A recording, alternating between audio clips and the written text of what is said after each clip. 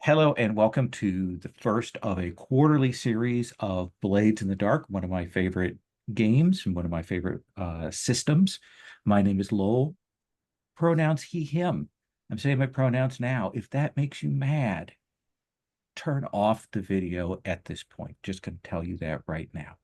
So this is a quarterly. This is part of Open Hearth Gaming. You can find out more about Open Hearth Gaming at openhearthgaming.com. It is an online club/community that runs games monthly. We will be having, hopefully, we're going to check and see if we get enough GMs to do an open gaming weekend in the beginning of September. That's our plan, which is free, letting people come and try out games run by GMs in the community. But I am going to be going through our sort of setup, what we're going to be doing for play, what the concept is. We're going to do a CATS document to explain that, to talk about what we're doing. So I know all the players know, but just to put it out there, Blades, of course, is a classic game of a low-level gang in a fantasy city, and they are trying to expand their reach, rise up in tier and power, and get enough money to retire safely. They will have some personal goals on top of that, but that's sort of the general gist of things. This is a game of anti-heroes and tough characters dealing with things on the street. For me, of course, the touchstones are Thief, Dishonored. I'd also say, I don't know exactly why, but the Craft sequence by Max Gladstone also stands in my mind as one of those things I associate with this. Our game is a little different in that rather than using Duskvol, or I've run also in Eruvia in the original setting, we're going to be collaboratively building kind of a fantasy city and a fantasy world with a toolbox that I've assembled. And that's going to tell us like what kind of game we're going to be playing. We've got a host of playbooks that I've taken, some the Eruvia playbooks that Johnson Metzger put together. Somebody put together a set of playbooks for Skovland, and then a bunch of fan-made playbooks. And I'm going to let players look through those and choose those if they want, or go with the old classics. I've done a lot of work putting those into the sheet, but some of the originals are dynamite, so we'll keep that in mind. Today is our session 0. Talk about our approach today, what we're going to be doing. We're going to build our world. We're going to build our city, figure out what threats are looming over it. It's going to also involve kind of making decisions about what magic and technology looks like within this setting. We're then going to come up with some factions. And at that point, then we'll kind of stop and talk about what people would like their crew to be, because we're also going to kind of leave the crew open. We're going to make some choices. We might fall into one of the classic templates from Blades, but we're going to give you some room to make some choices about what you want to do with that, where you want to go, how you want to define that. And then at that point, then we're going to talk characters, playbooks, and so on. I have no idea how long this is going to take for session 0. It is wildly up in the air. We also might talk a little bit about goals for our characters. One of the things that is I recently read the Proactive Role-Playing book, and the first couple chapters are great, like really interesting stuff about defining goals for characters, and in particular, their experience with that came out of playing Blades. And so I think there's some interesting ways of looking at that. We might not decide those today. I don't think we will, but something I'll come to put a bug in everyone's ear about that for thinking about that. Now I want to talk tone, because I think this is really important in terms of my vision, what I like to run, and how that intersects with this game. Our characters are anti-heroes. They might do bad things in pursuit of goals, but they're not evil. They recognize and they understand that there are innocents and there are non-combatants. And when they do bad things, they generally do bad things to bad people. So I think that's really important. They're rogues, but they have a reason for what they're doing, and they might have a heart of gold. That heart of gold might be buried under multiple layers of grit and muck, but it is there. Uh, so, for example, one of the things when we go to the lines of Dales, I always mark out torture by the PCs is out. That's not a thing I ever want to see at the table. So there are a lot of things like that that we're going to do. One of my other assumptions, and we'll kind of talk about this when we have our characters built, is that the group has been together for a little while. We might talk about the when our group first came together, a la Masks, to set up some background, but they know each other, they've worked together, they have some measure of trust for one another. Now, that kind of sets up how I feel about the tone, the grittiness, uh, and our world, how we define it will shape some of that as well. In terms of safety, we use a layered set of safety tools. I know you're all familiar with this, but I'm going to go through this. We have first at the highest level are lines, veils, and ask first. A hard line is anything we just do not want to see in play or at the table. We don't, that's not part of our story. A veil is anything that we would elide, we would fade to black, we would only kind of mention off screen. And then ask first is this thing, it's a story you might be interested in, but you definitely want to stop to check in before we bring that into play there. So this is a living document. You can add new things to this as you see fit. And it may evolve. We may discover new things that we need to add to those safety tools. So that's the top level. Only mention this because it's on the same page. We do have a romance matrix indicating for you as a player how interested you are in having romantic subplots with PCs, with NPCs, and or would you like to be checked in with first on those? Those are there on that same page to the far right as you go over. The next safety tool that we use as sort of in the moment is the X card. Generally, people will verbally say X card, but you're also welcome to do this gesture, which no one does, but I just love this because it comes from wrestling.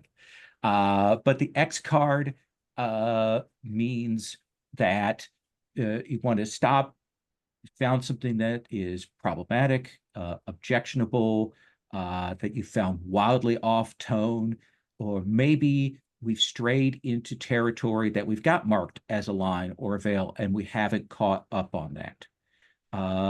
It's also like if the play, somebody's play is kind of getting in your way. X card is both to mark those things out. It's also a chance, if we have to stop and recalibrate what we're doing in the scene, we can do it with that. One of the important things for me about the X card is when you do X card something, the only question we're maybe going to ask is like, how far back do we need to cut? Where do we need to get that to get exactly what we want to cut? You may explain why you've X carded something, but you do not have to. Never have to defend, explain, dwell on that decision. If anyone gives you pushback on it, that's not cool. You have the option to do that, but you're not required to do that when you mark something with the X card. The last tool that we have is we have an open door policy, which means at any time anybody can step away from the table. If you have to do it for like something has arrived or a cat has injured you or has been injured or whatever reason, you can do that. It'd be great if you could tell us that you're going to be back or not, but you're not required to. That open door policy extends a little bit further. What it also means is if we get done with this session or a session later on down the road, you are, and you're like, this is not the game for me, you're welcome to drop. You can message me and say, hey, I'm not coming back, and you don't have to explain why. You don't have to defend your choice at all. You should never stay in a game that is not clicking for you, that you're not enjoying. So that's another, I think, really important part of the open door policy. And if you're not feeling well, if you're not feeling up to playing, open door from a session, should always be willing to do that. All right. I have said a lot of things. I've got it down to a tight 15 minutes or so, I think, with my spiel here. So we'll come back to talk about the lines and veils that people have chosen. I'll check in again at them, but let's go over what we have right now on that. So in terms of what we have as hard lines, we have any kind of animal abuse and harm to animals, and then harm to children. So those are things that we're not going to be having as topics in this. Racism, sexism, misogyny, sexual assault, slavery. So whatever world we're in, there's no slaves or slavery. Torture by the PCs, transphobia, cannibalism, and also graphic depictions of blunt force head trauma. So those things are out. In terms of veils, meaning that, we're not going to be looking at them closely. They're going to be a fade to black on. Issues of classism, any kind of graphic gore, and also sexual content. And then we also have ask first for topics of mind control and PC betrayal. And a couple extra lines on there just mentioned down to bottom, spousal abuse and parental abuse. So a couple more ones on there. And those may evolve. I'll try to keep an eye on that and check on these things. So our city building, we're building a whole new city that we're going to be playing in. Classic Duskville is a steampunk, perpetually dark city. Aruvia from the same world is also perpetually dark, but there is a big furnace of demons and spirits at the center of it. There are all kinds of classic things. So what I've done is on the city building list tab, you will see that I've got the different areas that we're going to start with, and I'm going to kind of start with one person, and we'll see kind of go around and see if other people want to add things in as we go through the environment, what the geography of the actual city is, and other things about the world. So we're going to start with that environment question. This tells us kind of what the visuals, what the feel, what the vibe of the city is. And we can choose 1 to 3 of these things.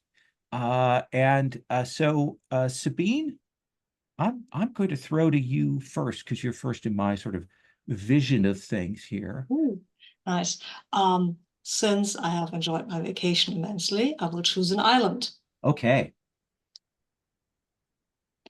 So I'm going to put down island. Folks, okay with an island for our city? Okay.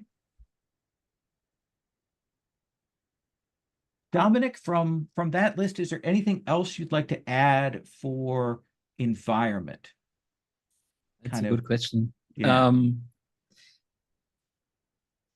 I'm tempted to say Arctic because it makes for an interesting contrast with island. Ooh, interesting. Will folks be okay with that? I'm really enjoying my summer right now. I don't Okay. want to Oh, okay. imagine No, myself in the cold. I'm sorry. That is perfectly fine. I don't want to destroy your summer. No, what does blanching mean in blanching sunlight? So like it's bright, stark, burning sunlight that is sort of constantly bleaching the stones and the environment there. Oh, that's a bit too much. I would like to have something that contrasts with the island in the summer, okay, but not in a way that destroys Sabine's summer feelings.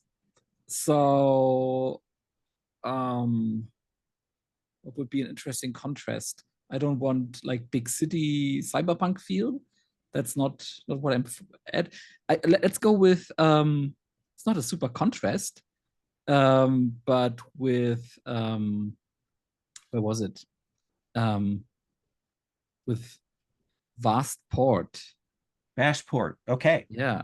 So a major chunk of the city on the island is made up of a port. The reason is a port that suggests there's a crossroads there.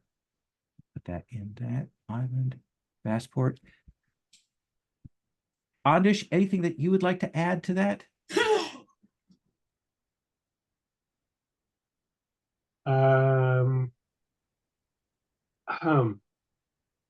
I kind of like the strange rain, just to have something beyond the day-night cycle that can be like interfering and having some kind of slightly supernatural element.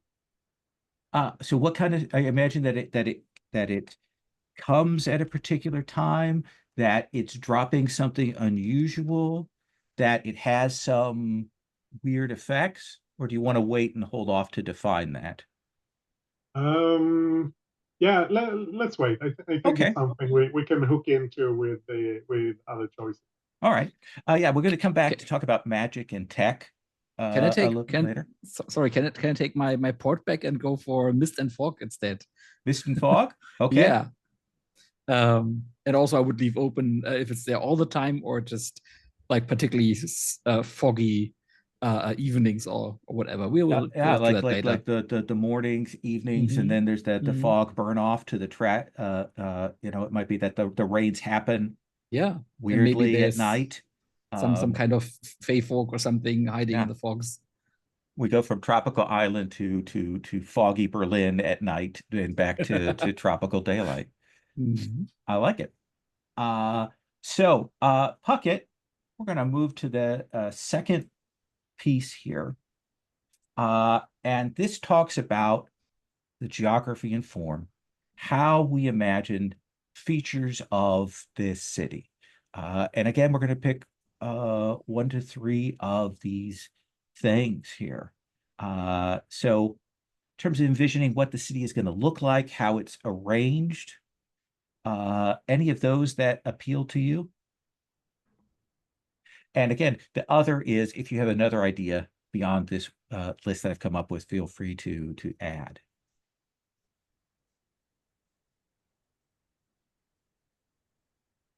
Do you have any idea of how big the island is? No, I assume I like it,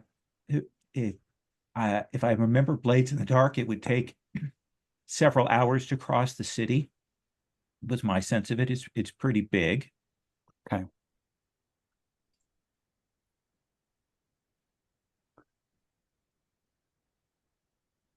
I like I the guess idea. the question. Sorry. Oh, go ahead. Go ahead, Anders. I was to say. I guess the question is if the island is all city or if there's something beyond the city on the island. Oh yeah, that's a question. Yeah. Yeah, and that's I was kind of wondering. It's like, are there fields and things like that? I mean, Do you when want we to? had a Is that vast what? port, Would you like to establish that? I kind of like the idea that the city is a chaotic mess, like the favelas. Okay. So, crowded, cramped, just things stacked on top of each other, not always using actual building materials. Okay. So kind of patched together. There isn't a central organizing plan. Probably different districts look very different and have grown up in different ways. Okay. Sabine, what else would we like to say about the geography form kind of this city? What do we have here?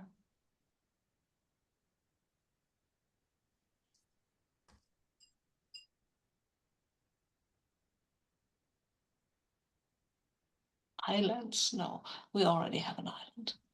Oh, I like the idea of a ruin center. There's Okay. something in the center of the island, maybe not of the city, but of the Ooh. island.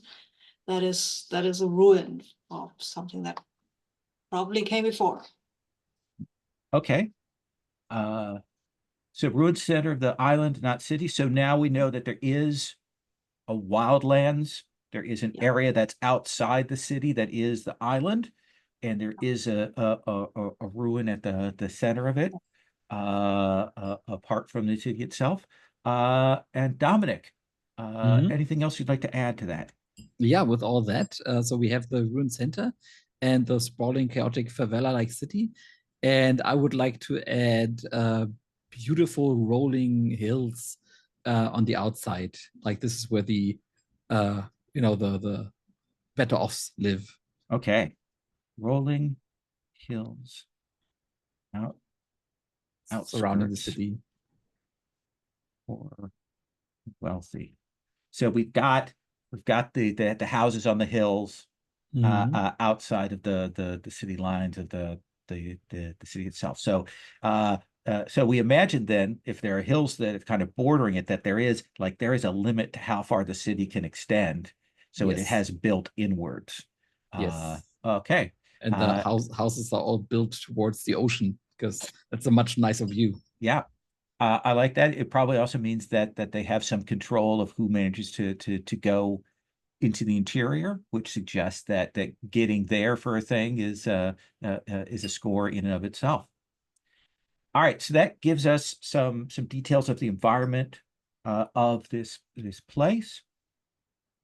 I'm gonna actually move that to the correct spot on my list here. Well, maybe we could make these things that we chose bold so that people can remember it. Sure. I'm also putting them in on the environment, like the answers on the factions and city tab. Oh, okay, I Yeah. see. Thank you. Yeah. And feel free, anybody, if you want to add on to what I've written in for the summaries of those on that adjacent tab. They're down below. I've got that crew thing up above, and then you have to, or factions up above, and then you got to scroll down because I just didn't have enough tabs at things. All right.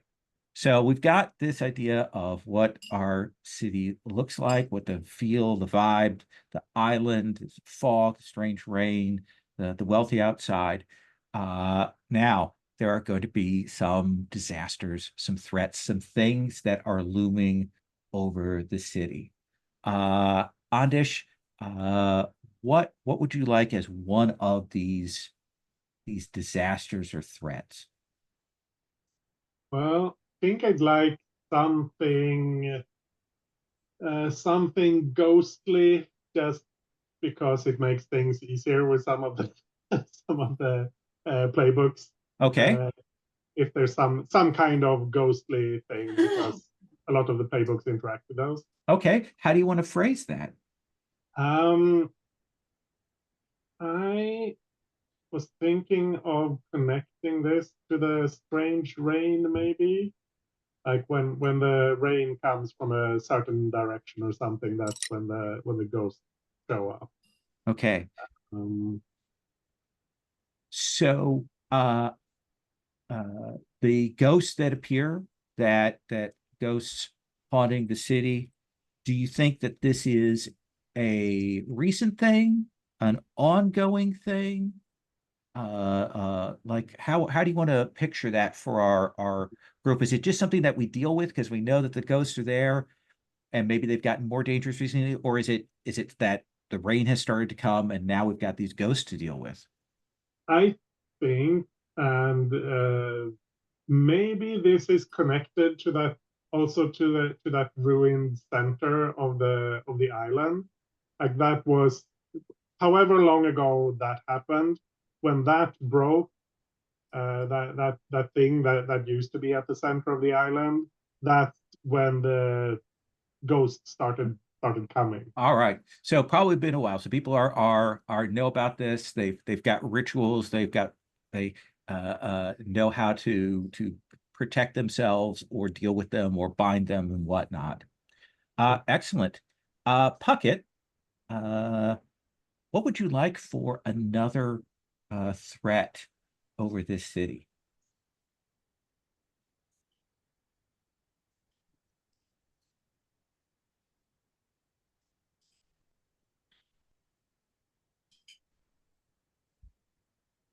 Does authoritarian control trip bug people right now based on, you know, politics and such? Based on real life events. I mean, is that something that you would not want to deal with then, Dominic? No, quite the opposite. That is catharsis. Okay. Are folks okay with that? We'll have an awful authoritarian government that can be fought back against and dealt with. Sure.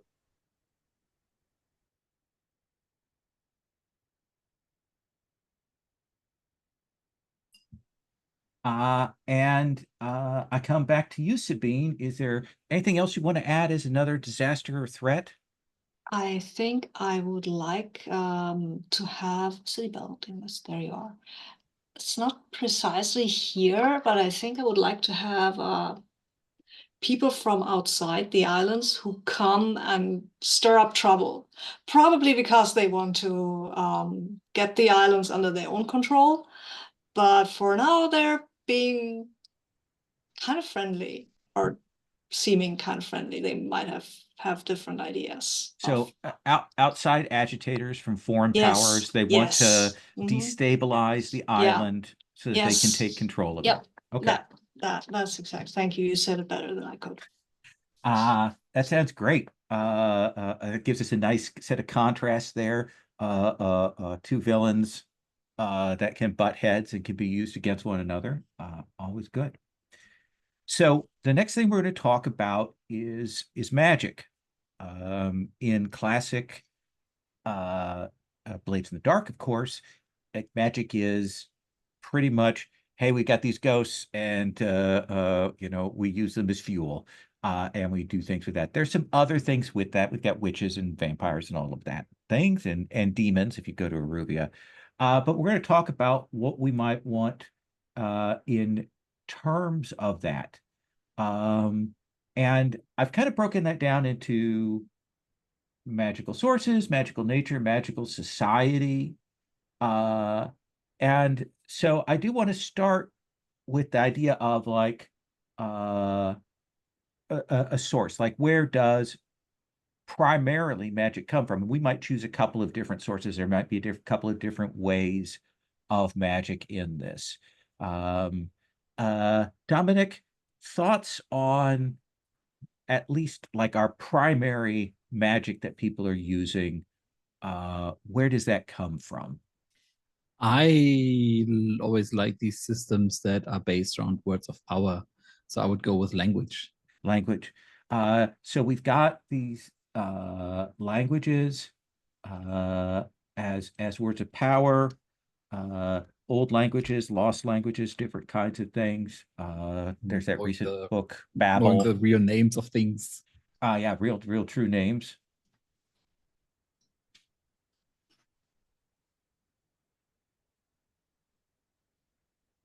Now, Andish, I would kind of give you a big question here. Do you want to decide another source?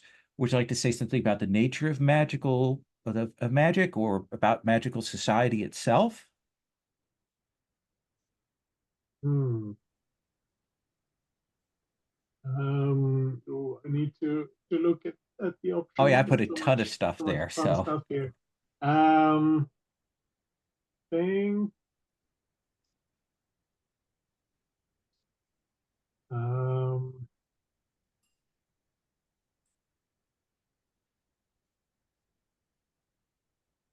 Trying to figure out what would make sense for a magical for magical society. Do we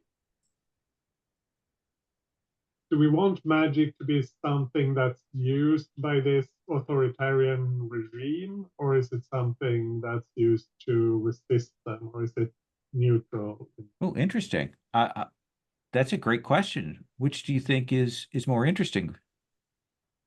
if it's the in possession of the authoritarian regime, then the mages that we have in our gangs and things are kind of, automatically rebels against the government taking control of that, which I kind of like. But I also like it as a form of rebellion. Yeah, I think at least the government wants to control magic, so they like anyone who shows magical talent gets like drafted or the equivalent, but that doesn't mean they get everyone. Okay, so government wants to control that magic. Okay.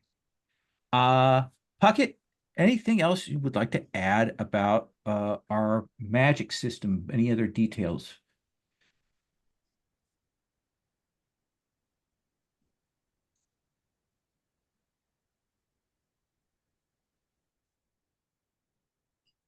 So, and I'm kind of borrowing this from the Magician's TV series, but I think it goes Sure. along with what Anders was suggesting. If the authoritarian government tries to control magic, I think that the type of magic practiced by people in gangs is probably more anarchic in nature, like hedge witchery. Okay.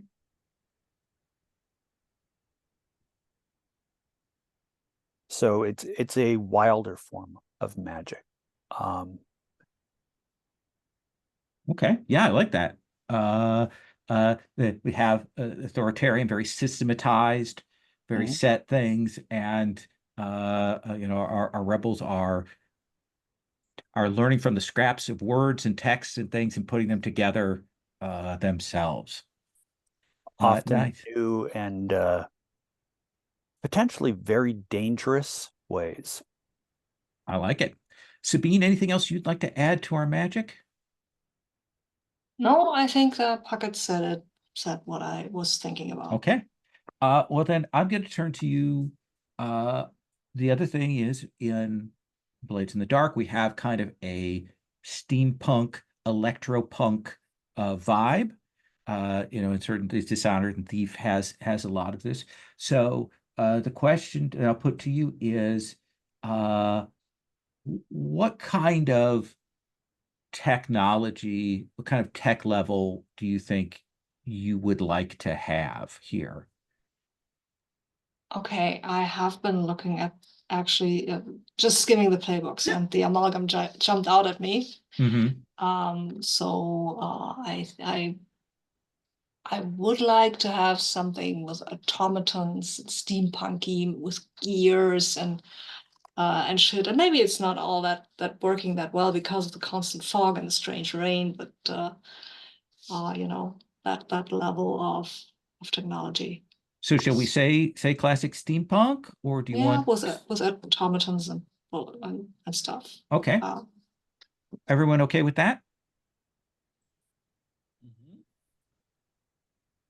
Let's do that. Let me put that there. And I'll put automatons. Dominic, what do you're the person who kind of came up with this language thing. What do you think the intersection is of magic and this kind of steam tech? I mean, is the steam tech sort of partially powered by the magic, or is there a break between the two, or some other relationship?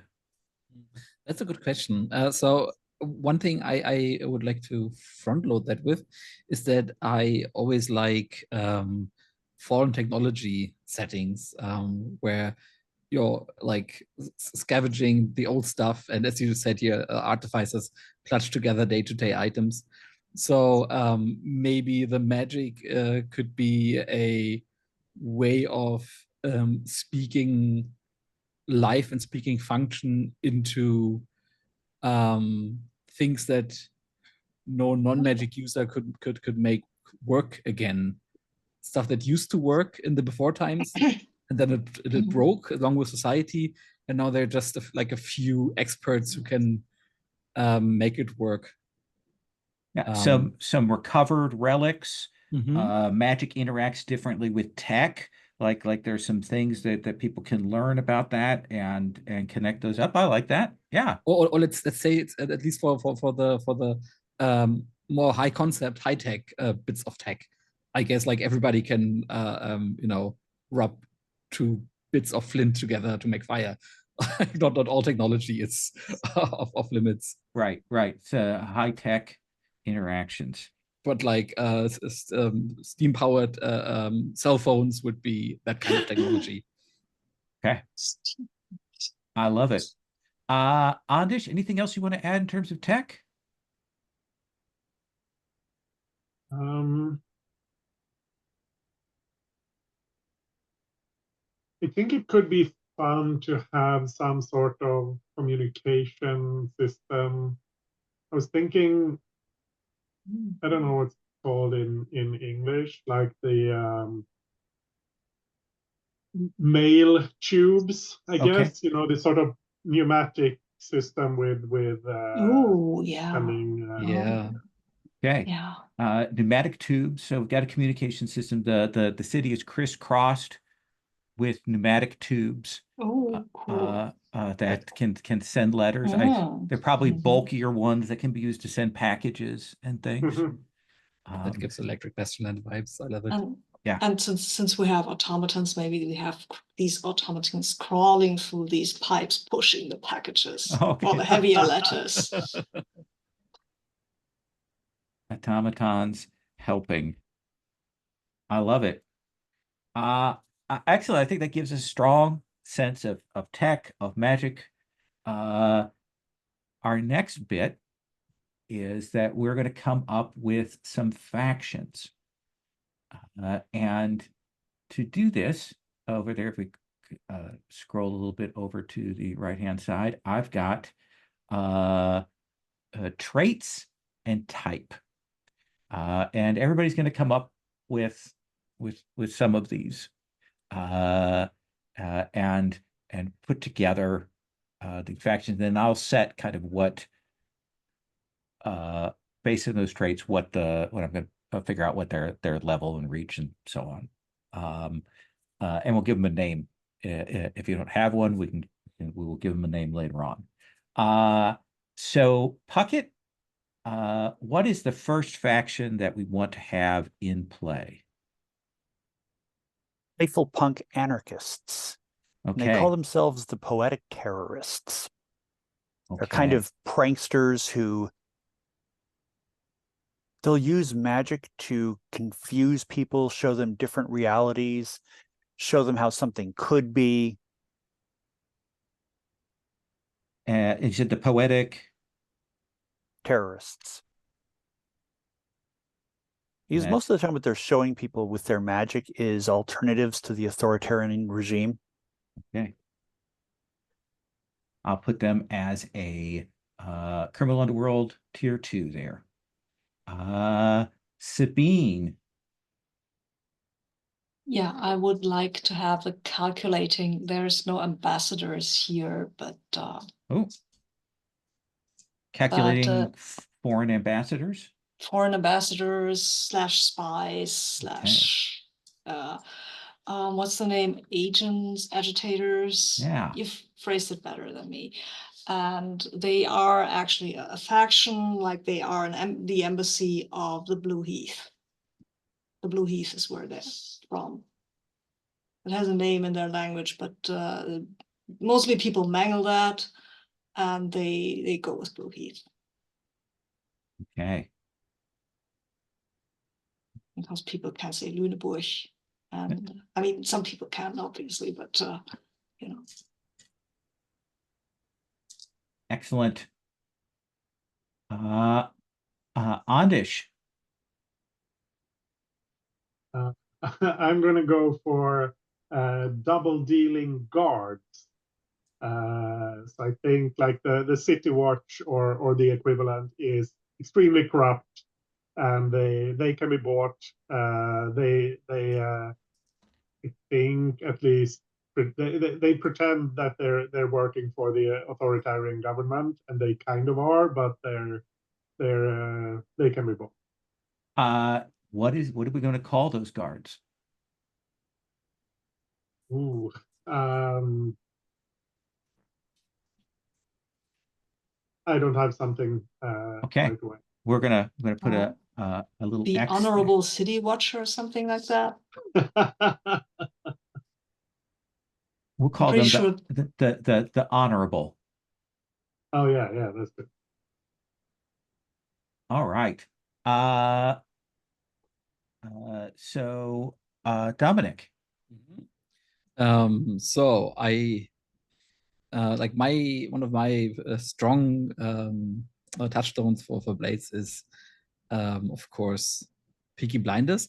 And the thing that I love about the gangsters is that they're families, particularly the blinders, and they all know one another from childhood. So my first trait is familial. And then I also love rolling random tables. So I roll for the second trait. That is a 15, counting from the top left. 1, 2, 3, 4, 5, 6, 7, 8, 9, 10, 11, 12, 13, 14, 15. Connected. They're familial and connected. So maybe they have connection to high or low or dirty places. And then I also randomly roll their type. And that is 87. That's too high. We don't have that much. 16. That is 3, 4, 5, 6, 7, 8, 9, 10, 11, 12, 13, 14, 15, 16. So they're familial, connected entertainers. Okay. So maybe a crew of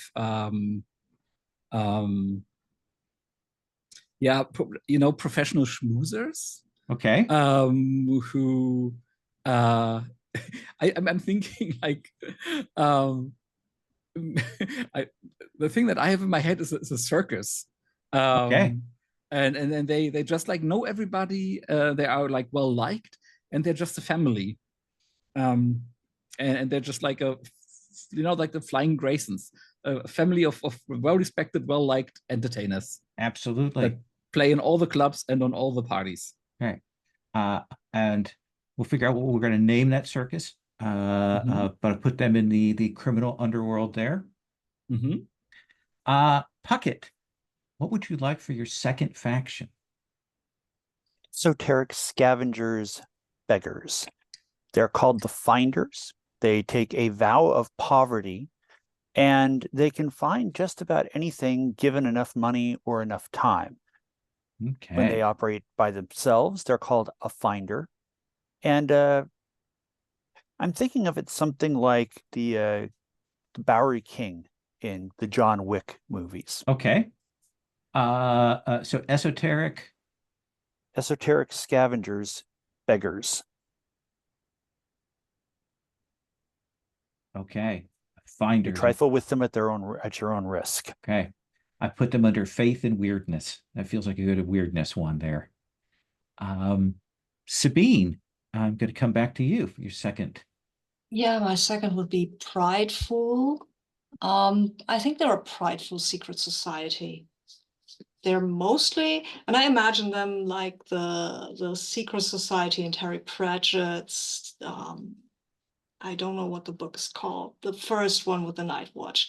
Like they're a lot. They're not ordinary people. They're high ranked people and ordinary people, a little mixed, because they won't have a secret society because it's done, right? Everybody has to be secret society. Okay. So they have this secret society, and they are, I think they are trying to unveil some sort of magic that will change the fate of everyone. Do you have a name? They are called the Brethren of the Cauldron. Okay. They also have women, but they're all brethren because they took the name from an older society where they didn't, but nowadays, it's still the Brethren of the Cauldron because they want to go with this history of this society. It's mostly forgotten, probably rightfully forgotten by history. I like it. I put that under faith and weirdness as well. Andish. Yeah, I want to go with territorial thinkers. This is a group that they are at least trying to establish a monopoly on this old technology. So they claim the places where there's a lot of that stuff to be found, like in old ruins and that sort of thing. I think I want to call them something with cog, the cogman maybe, but that's or maybe like the masters of the cog. Masters, the cog. Okay, territorial thinkers. I put those under labor and trade there. Yeah, that makes sense. And Dominic. Yes, also under labor and trade, I guess. My dice directed me towards calm corporate con artists. So I'm thinking they are basically the upper crust of the slide profession. Okay. Yeah, and I would call them the good brothers of, and then whoever their patron saint is, that is something to work out when we know what our names sound like and how our religion works. But I'm imagining some patron saint of con men.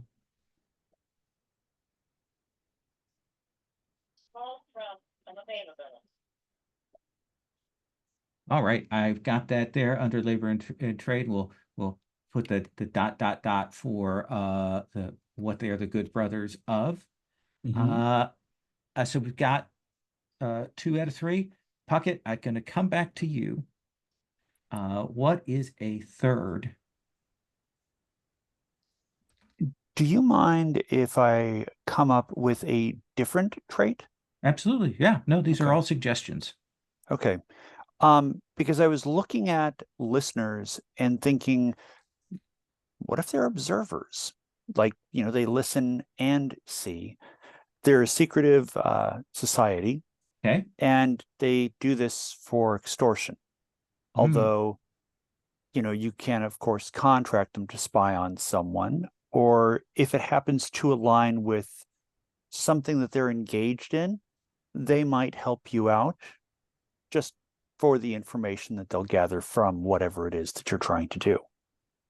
And the thought that I had for them was the unseen, both in terms of them being secretive enough that no one sees them, and if you pay the extortion money, they forget what they've seen and documented.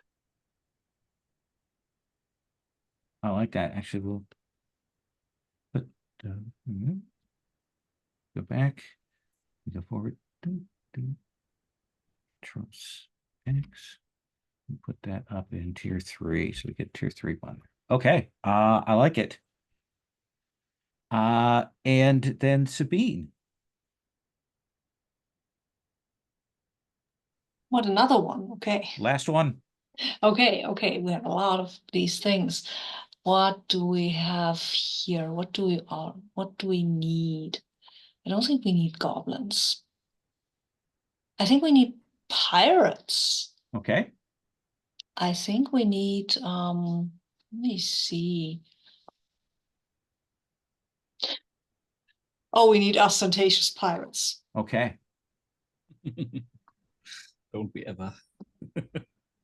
Who doesn't need an ostentatious pirate? Come So on. we've got a set of pirates that operate out of the island there. Yeah. That head out. Yeah. Pay their various fees. Do you have a name you want to give to these ostentatious pirates? I think they're Molly's crew. Whoever Molly is, but they're Molly's crew. Okay. Is that Nice. favorite drink? Yeah. Yeah, might be a drink, might be a person, might be a ship. Ondish. Yeah. Possessed created beings. I think some of these steampunk automatons have been taken over by the ghosts. And that's probably not generally known or understood that that's what's going on, maybe. Okay. some of the automatons are acting weird, and this is what's behind it. The possessed created beings. Do you have a name you want to call them generally? I think they call themselves the Eternal. And whether that's singular or plural is unclear. Okay. I put that under faith and weirdness as well. And Dominic, Yes. one Yes. more. So my dice this time came up with corrupted, driven by voices, and ex-soldiers. Ooh. And I'm thinking they might have been the first like military unit that was sent into the center of the island where the thing happened. And they learned a word there they shouldn't have learned. And now they reside there and terrorize the inner circles of the favela. Ooh, okay. Corrupted, driven by voices, ex-soldiers. Mm-hmm. I will. Do you have a name you want to call them? I could only come up with boring stuff like the Maw or the dog soldiers, but I would like something more interesting. But Okay. I can't come up with anything more interesting We'll right put now. an X on them. Mhm. We'll put them there down the tier 1 on the criminal underworld, so you have somebody to actually put on tier 2, because tier 2 is always a fun to play against there. So we've got that. All right. There is one last thing in terms of this. And we're going to decide, everybody's going to come up with 2 weirdness and features. I've got some examples there as to that. So Puckett, what's the first thing you would like for a weirdness or feature in the city? And you're also welcome to come up with other things. I was just going to say, could you come back to me? Absolutely. Sabine. Yeah, let me check your list, please. But I haven't actually an idea. Can there be an old, let's say, a race course where people, I don't know, raced with horses or carriages that they create or something like that? Okay, I imagine one that is ancient decayed, or is something that's used in the public, like a forum kind of thing with Yeah, both chariots. both Okay. of those Okay, things. old race course. There are accidents, but that's the city council says it's because people don't pay enough entrance fees. Absolutely. So we've got an old race course. It's falling Mhm. apart, Mhm. but people do use it. It means we Mhm. probably have various sports teams, which means I'm going to put that just as a note for myself under labor and trade, sports teams, racing teams. That gives us another faction. And Ondish.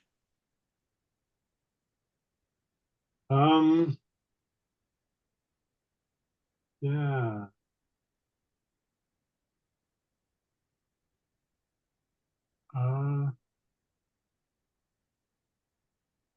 Like something that kind of contrasts with this chaotic favela style city.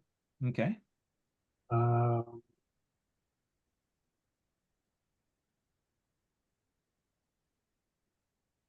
Think we have a hippodrome like thing.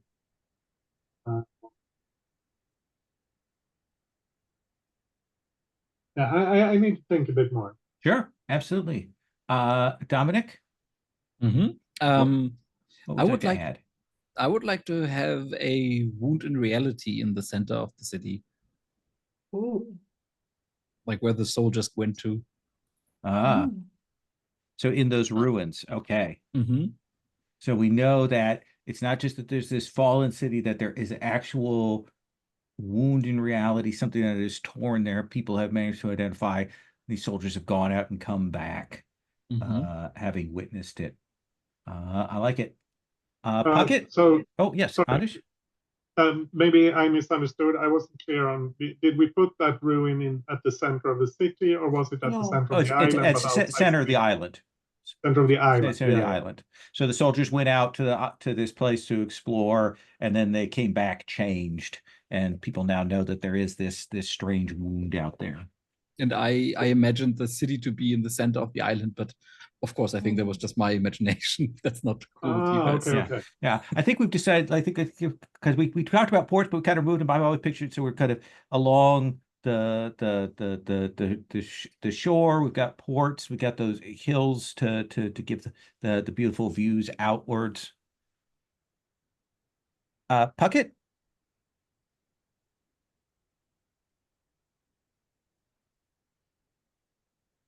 Sorry about that. Was having Okay. problems with the mute button. I like the idea of an illicit pamphleteers guild. I think the state wants a monopoly on any kind of publishing.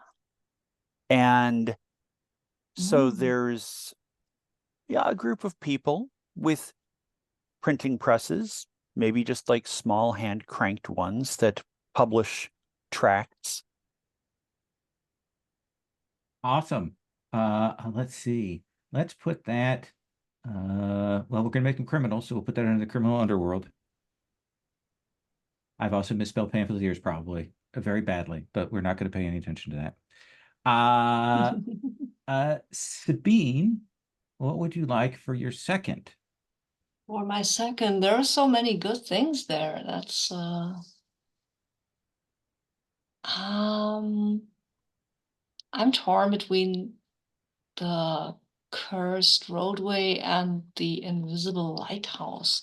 I will take some inspiration from Dominic and just roll a die. Okay. The lighthouse is even and the cursed roadway is odd. It's a 1, so it's a cursed roadway. Okay. Or maybe just people believe that it's cursed, whoever lives there, and it's bad luck and is bad luck. And if you're born on that road, you're just like, you have a blemish. Okay. Just say. So we know we've got some part of the city that has a reputation for that roadway being cursed. I like it. Andish? Yeah, I got sidetracked trying to figure out what the city is for, almost like what's the I assume there's something that's being made or done in the city that's useful to someone. Okay. But I'm not sure if that's interesting enough. I also like these elevated walking bridges. I was thinking like there are like rope bridges and that sort of thing, crisscrossing the city. Given the congestion, there's a whole set of kind of crossways and things to avoid the street level traffic kind of thing. And there's probably people who like own or claim those, so like they're taking tolls and that's.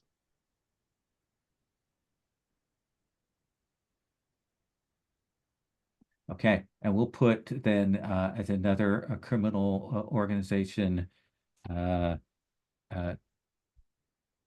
bridge exploiters. Okay. And that brings Dominic, your second one? I just wrote a spark table from the Electric Bastionland book, and it came up with smoked tonic. So I'm thinking there is maybe on the outskirts of the city, there is a really large part of the city, or like at least a thriving industry that turns the smoked bark of a native tree species into tonic that is exported everywhere else. And that is a like the export product of the island and a guarded trade secret to create that smoked tonic. Okay. So we'll put that then under labor and trade. We'll put the smoked tonic, Monopoly. Mhm. Okay. And Andish, what do you want for your second?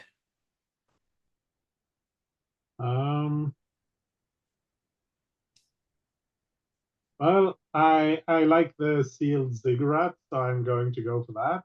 Okay. Mhm. I think this is not part of like the ruins and that sort of thing. This is something different. I'm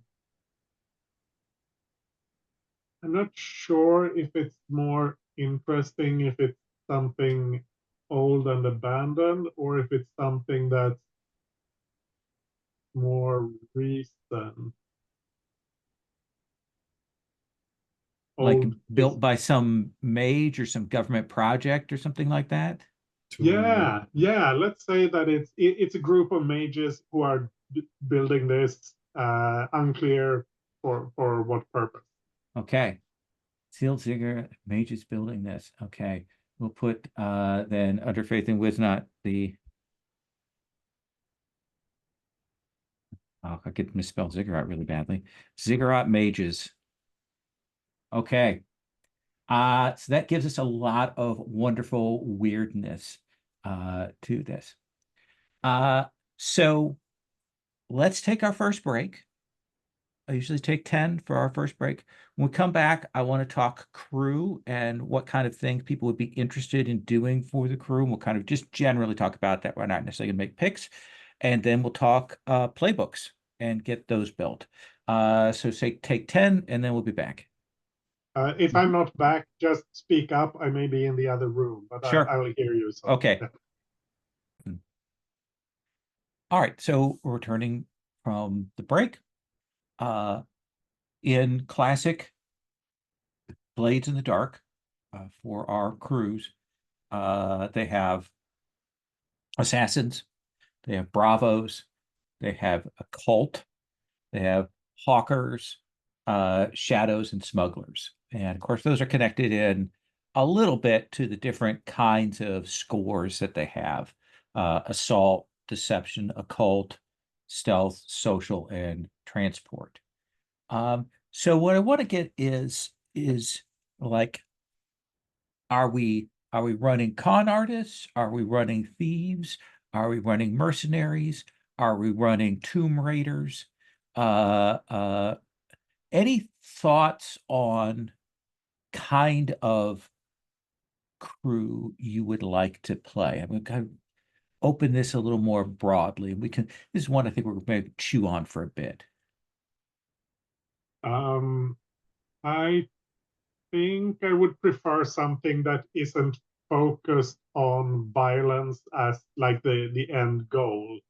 So maybe not assassins and probably not bravos in like style and theme. But if someone has a strong wish for one of those, I can go for that. I just like maybe primarily look at something. Okay. I think that's fair. Less interested in the work we do is purely for violence and is purely engaged in that. I like that. Sabine, any thoughts that you have?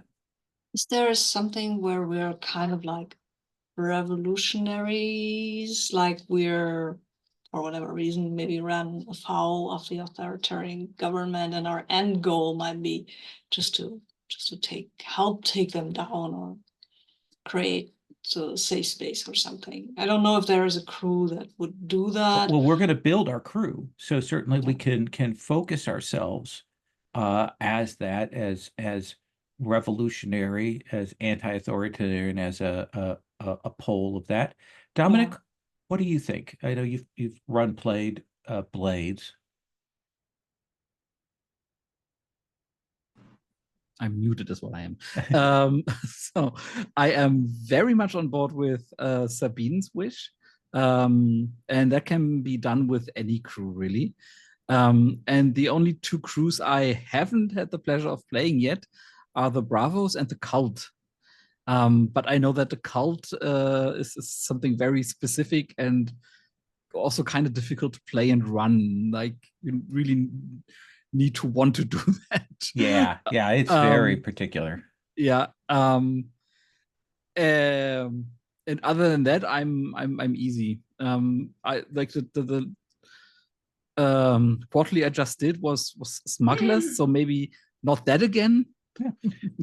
But Yeah, I think we easy. can build some interesting stuff with revolutionaries. It gives some room for different kind of scores in Mhm. that there might be scores that are more require more hands-on force, but there might be, infiltration and theft and those kinds of things. Anders, does that work for you? Yeah, I'm fine with that, as long as it's not just violence all the time, and if we're doing it for like a higher purpose.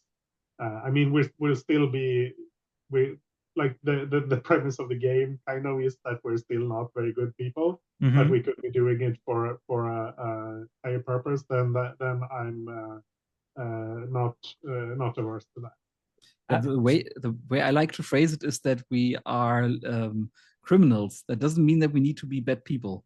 We're just outside of the Yeah, law. that's true. Absolutely.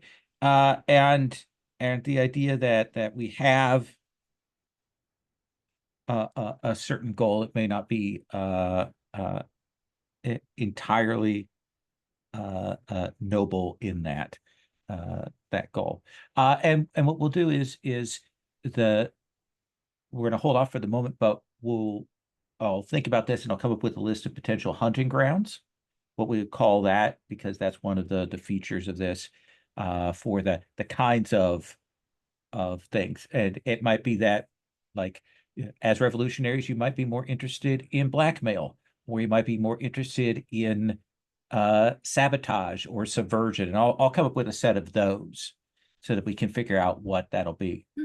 And then one of the things that we'll be doing eventually is on this crew sheet, you'll see we have blank spaces. We have the layer in the center, and then we've got some blank spaces.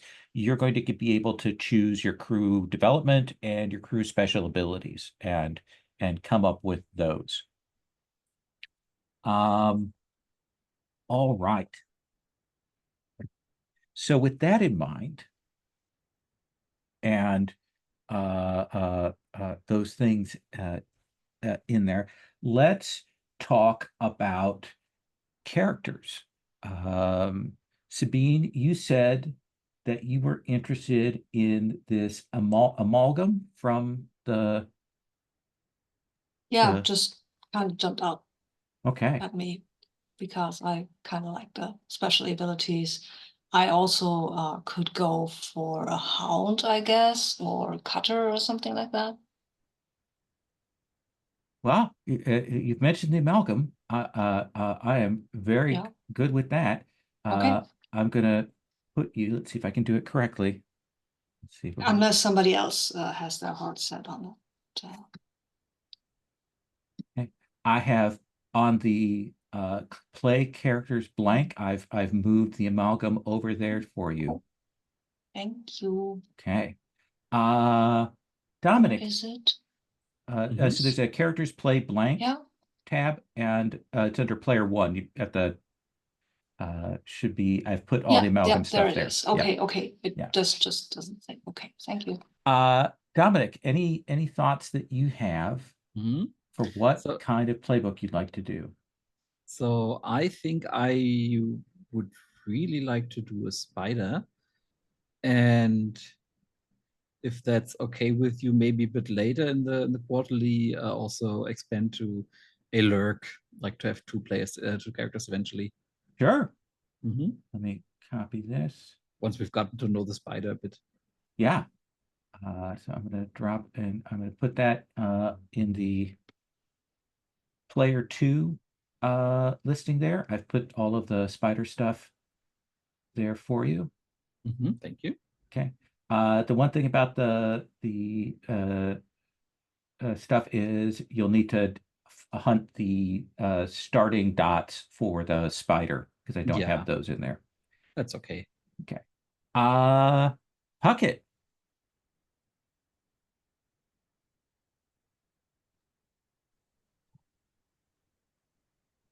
I am torn. Okay.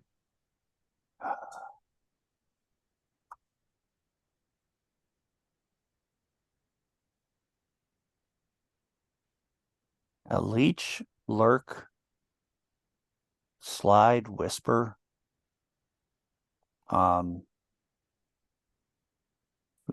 it on Aruvia? Yeah, the forger from Aruvia. Even the druid. Leech, lurk, forger. And I don't think anybody mentioned any of those. So that, No. unfortunately, nobody narrowed it down for me. Well, let's talk to Adish and then come back to you. Adish, have you thought about what you would like to do? I am very curious about the clerk because Okay. that's a playbook I spent some time working on for Stars in the Dark. So Yeah. I would like to try that. I think it seems like an interesting and a different way to play. So I'd like to go. Okay. I'm going to drop that in the third player piece there for you. And under the builds there, it tells what the starting default dots are. So we've got a clerk or a clerk, depending on whether you're British or not. And we've got our amalgam, which is kind of a weird patchwork person. And we've got our spider, our devious mastermind. Any of those ones that you mentioned, leech, lurk, forger, and druid, kind of fill in a niche that we don't have there, Puckett?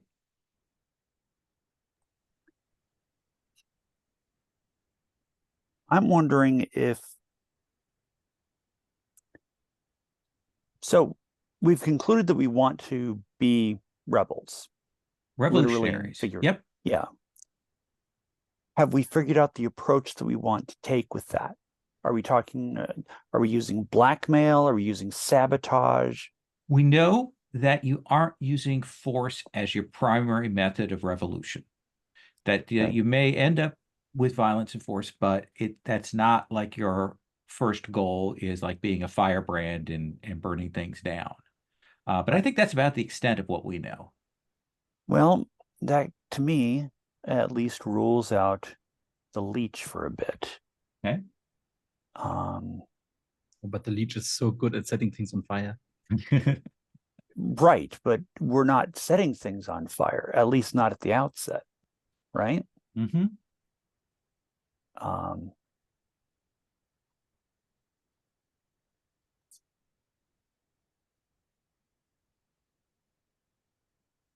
It's also good at healing. The forger is interesting for the whole haunted machines thing. Yeah. I'm just not sure. Let me look at the druid.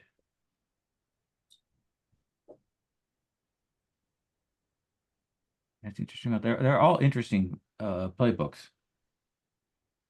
And of course, remember with the advancement with the mastery, you can take moves from other playbooks. Yeah. Okay, so as it stands right now, let me flip around on this. Sure. I've got too many choices for you. I'm going to admit that right now up front. That is a falling on my part.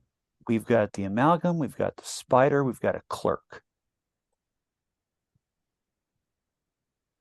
I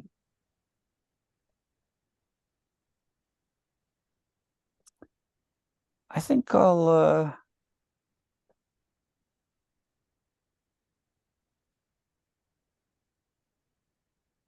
the hell. Slide. Slide. Okay. Let me grab character's core. That.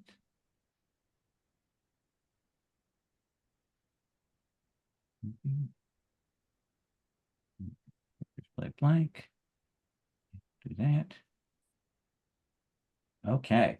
So I put that in there under the fourth player position for you. Gotcha. Now, Thank you. to make things a little simpler, I'm going to hide the other things for a bit. I'll pull those up when we go to advance and things like that. But for the moment, I'm going to hide those. Ooh, wait. I completely missed the fan section. Oh, did you? Ah, You want to take a look through there for a minute? is there anything like a propagandist in there? Let's see.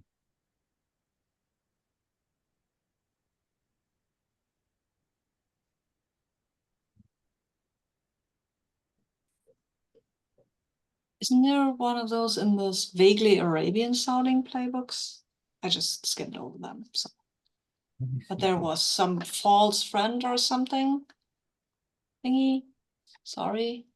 There's the Rafik, who's a cunning intermediary and false friend, Mm-hmm. Who has gather information, consequence of suspicion, secret Don't think any watch. of the fan playbooks really focus on Yeah, the Rafik or the the Rafik feels like it could be done as a propagandist type character of the Aruvia ones. But yeah, I don't think there's anything of specifically of that in the fan books.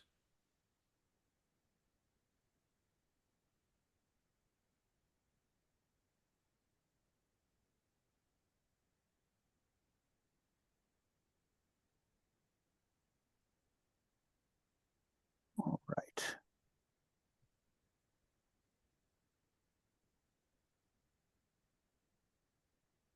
You know, the Rafik seems to be more about one-on-one interaction than group. I True. think.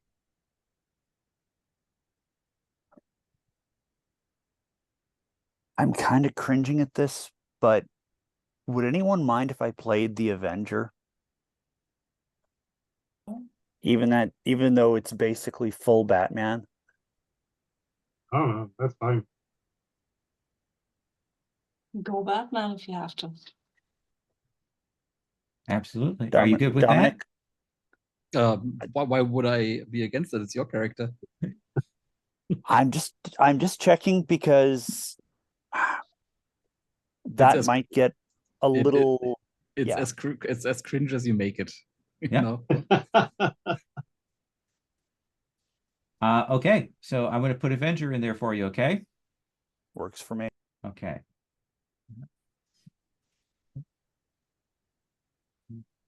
Okay.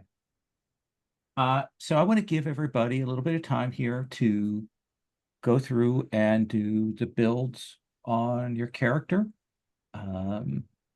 There are 3 points worth of set builds, and then you're going to put additional 4 points, and you're going to choose your special ability. The other things you're going to make a pick on are heritage and background and vice purveyor. For heritage, basically that's going to be a question of where do you think your character comes from? Like where did they originate? And like coming up with some general thing for that. But right now I'm going to quiet myself a bit. There are other picks. You have to choose your friends and rival and so on. But I'm going to let everybody do that, and I'm going to pause the recording while this is going on. And I will also be quiet. And if you have any questions, you can ask me. For those of you who may have watched the first part of this, you will now realize that I managed to completely stop the recording while people introduce their characters. So this is a very short video / audio. Next time you'll see who these characters are. So there we go. All right. Bye.